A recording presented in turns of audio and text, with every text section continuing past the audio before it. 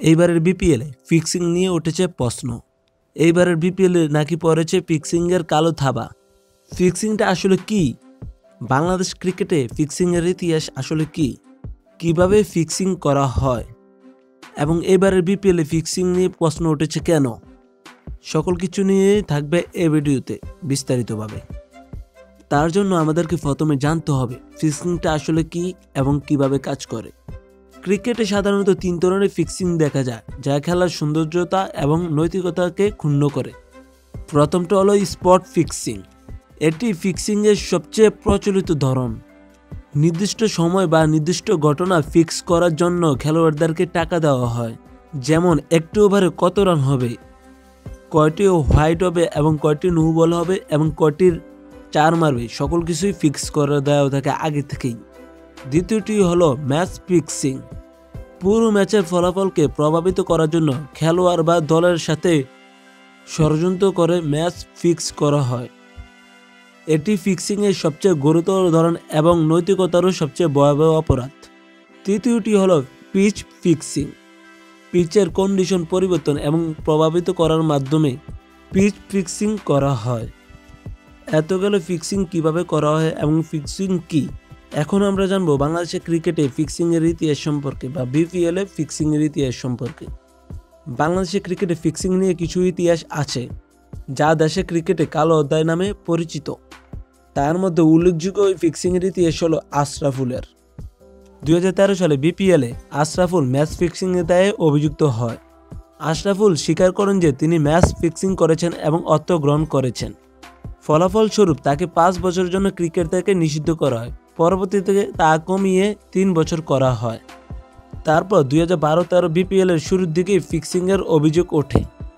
বেশ কিছু ফ্র্যাঞ্চাইজির মালিক এবং খেলোয়াড়দের বিপক্ষে ফিক্সিংয়ের অভিযোগ আনা হয়। বিসিবি এবং আইসিসির পক্ষ থেকে তা তদন্ত করা হয়।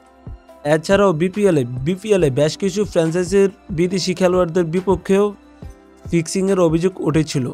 তখন বিসিবি নেড়েচড়ে বসে এবং বেশ কিছু সিদ্ধান্ত গ্রহণ করে। তখন বিসিবি ফিক্সিং আটকানোর জন্য অ্যান্টি কারাপশন ইউনিট তৈরি করে। এটি মূলত খেলোয়াড়দের ফিক্সিং থেকে বাঁচার জন্য সচেতনামূলক অনেক কার্যক্রম করে থাকে এবং প্রশিক্ষণ দিয়ে থাকে। এই ছিল বাংলাদেশের ক্রিকেটে এখন পর্যন্ত ফিক্সিংয়ের ইতিহাস এবং ফিক্সিং নিয়ে কিছু কথাবার্তা। কিন্তু এইবারের আসরেও ফিক্সিং নিয়ে কিছু অভিযোগ উঠেছে।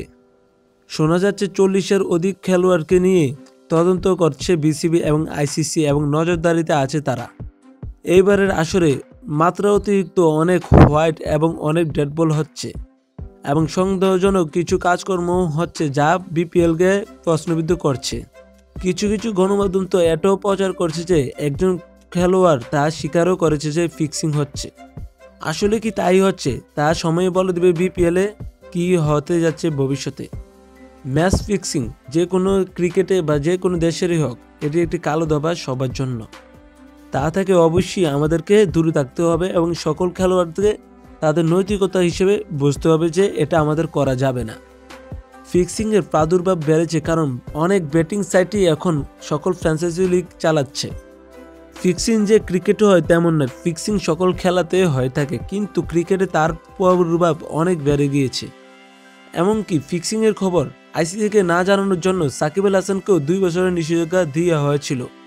পরে তা কমিয়ে 1 বছর করা হয়েছিল সাকিব দোষ স্বীকার করার জন্য। আইসিসি নিয়ম অনুযায়ী যদি কোনো খেলোয়াড়কে ফিক্সিংয়ের প্রলোভন দেখানো হয়, তাহলে ওই খেলোয়াড়কে অবশ্যই আইসিসিকে জানাতে হবে, না হলে তা অপরাধ হিসেবে গণ্য করা হবে এবং ওই খেলোয়াড়কে শাস্তি ভোগ করতে হবে। এ ছিল বাংলাদেশের ক্রিকেটের ফিক্সিং এবং ফিক্সিংয়ের ইতিহাস এবং ফিক্সিং কিভাবে কাজ করে সকল কিছু নিয়ে পর্ব। কেমন লাগলো আপনার কাছে এই পর্বটি জানান। খেলাধুলার সকল ধরনের সকল তথ্য পেতে চ্যানেলটি ঘুরে দেখতে পারেন, আশা করি ভালো লাগবে। আর ভালো লাগে থাকলে চ্যানেলটি অবশ্যই সাবস্ক্রাইব করতে ভুলবেন না।